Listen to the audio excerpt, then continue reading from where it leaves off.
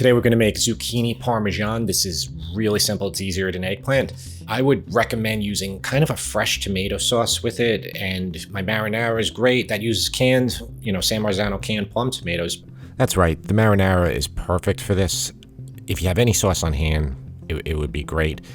Here's all the other ingredients that you need, which is not a lot if you have the sauce already. So here's polio, mozzarella cheese, Parmigiano Reggiano, and zucchini. These are medium zucchini. The smaller you get your zucchini, the less seeds there'll be in there. And here's the sauce again that I have prepped. And that sauce is what I use in this eggplant parm. This is Neapolitan eggplant parm right here you're seeing. And I pretty much use it for a lot of dishes, eggplant parms. The zucchini, when you buy them, they should be pretty blemish free. I'm just cutting the ends off, but you can use these ends. They are edible. And I'm going to turn them into about a 1/4 inch slice. Use your knife and get a cut that looks like that. You can cut the end off if it's rounded, kind of like a banana shape, and that'll give you a flat edge, which will make it safer for you to cut the zucchini into strips. If you have a mandolin, you can use that. That can be dangerous though. And here's a baking sheet lined with parchment paper. I use parchment paper often. It helps get a good roast, and have it non-stick. So I'm going to coat these with olive oil on both sides and salt and pepper on both sides of the zucchini. You want to flavor them up here. If you want, and I'll go over this a little bit later too, you could salt these for half an hour first.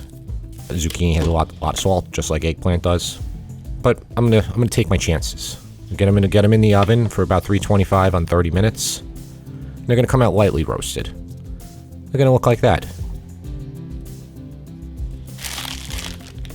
Polio mozzarella cheese. I'm gonna grate up a pound of it roughly. This is a 2-pound block, so I don't need it all, and that's gonna be more than enough for the 4 medium zucchini. So I have a baking dish. It's about a 3-quart baking dish. This doesn't have to be exact. And you can double, triple this recipe, but for what I have here, all the ingredients are for about 4 of them. And I'm gonna put a lot of sauce on the bottom of this baking dish. And we're doing that so the zucchini doesn't stick. And just layer the zucchini in there. And that's why I don't go crazy roasting them, because they're kind of delicate. And that's that first layer. And mozzarella cheese. And get as much as you want on there. And here's the Parmigiano Reggiano. I'm gonna grate a lot. This is zucchini parm, and you gotta have a lot of Parmigiano on there. It's just but if you want to use pecorino, you can use that too. I'm not judging you, and I do that every once in a while. That's great too. So I'm gonna layer more sauce, and then I'm gonna make another layer of zucchini. Now I'm going the other way. You can cross-hatch this. Some people will even cross-hatch it on each layer. It's really, you can get as complicated or as simple as you want. And now more mozzarella, more Parmigiano Reggiano, more sauce, etc., all the way up to the top. That final layer, just like I've done in the eggplant parms, if you're gonna put mozzarella cheese, you're gonna have to bake it at a lower temp.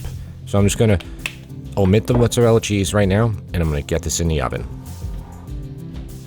About 375 for 20 minutes. This is eggplant that I roasted too, and that little green one in the back, that was from the Sicilian eggplant parm.